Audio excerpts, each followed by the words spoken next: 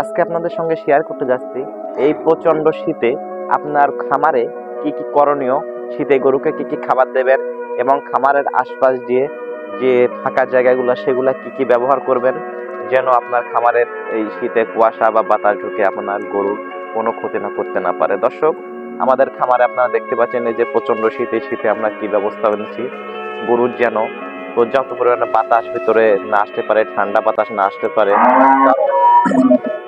এই ঠান্ডা বাতাসে গরু ঠান্ডা লাগবে, গরু খাওয়া দাওয়া কমিয়ে দিবে এবং গরুকে কি কি ব্যবস্থা নিতে হবে এই বিষয়ে আপনাদেরকে জানাবো।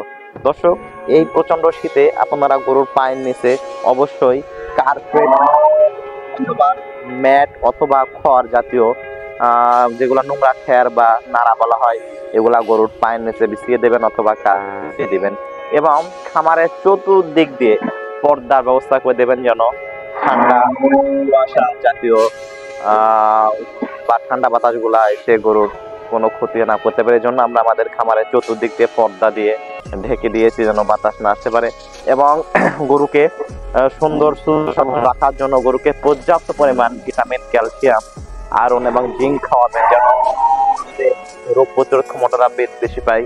এই জন্য এদেরকে জিঙ্ক এবং ক্যালসিয়াম, ফসফরাস খাওয়াতে হবে এবং প্রতিদিন অবশ্যই রাতের বেলা যখন তারা ঘুমাবে গরুর ঘুমানোর ওই জায়গাটাতে কয়েল অথবা ধূপ দিতে হবে শীতের দিনে। এবং দ্বিতীয় কথা, খেয়াল রাখবেন গরুর খামারে যখনই গরুকে পানি খাওয়াবেন চেষ্টা করবেন যদি আপনার একটা দুইটা গরু হয় তাহলে তাকে গরম পানি গরম করে গরম পানিটা দিয়ে খাদ্য দেওয়ার চেষ্টা করবেন যেন ঠান্ডা না লাগে। এবং রাতের বেলা অবশ্যই খামারের মধ্যে বড় বড় লাইট 100 পাওয়ারের লাইট গুলা জ্বালায় দেবেন উপরে যাতে ভিতরটা খুব সুন্দর গরম থাকে। এইভাবে আপনারা চেষ্টা করবেন গরুর খামারকে যত্ন করার।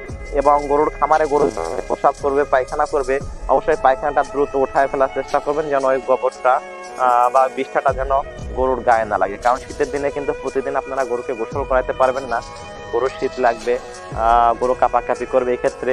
এবং আরেকটা কাজ অবশ্যই করবেন, গোয়াল ঘরে কিন্তু শীতের দিনে দেখা যায় প্রচন্ড আকারে কুয়াশা পড়ে চালের উপরে, আর চালের উপরে কুয়াশা কারণে চাল দিয়ে প্রতিদিন দেখা যায় যে ফুটে ফুটে পানি গরুর গায়ে পড়ে।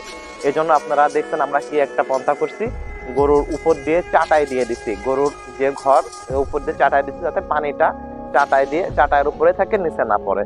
এবং গরুর গোয়ালের চতুর্দিকে সুন্দর করে ঘিরে দেবেন যাতে বাতাস, ঠান্ডা বাতাস না আসে। কারণ ঠান্ডা বাতাস আসলে গরুর শীত লাগবে, জ্বর আসবে, খাওয়া দাওয়া ছেড়ে দেবে, গরু দিন দিন কাবু হয়ে যাবে, কারণ শীত গরু সহন করতে পারে না।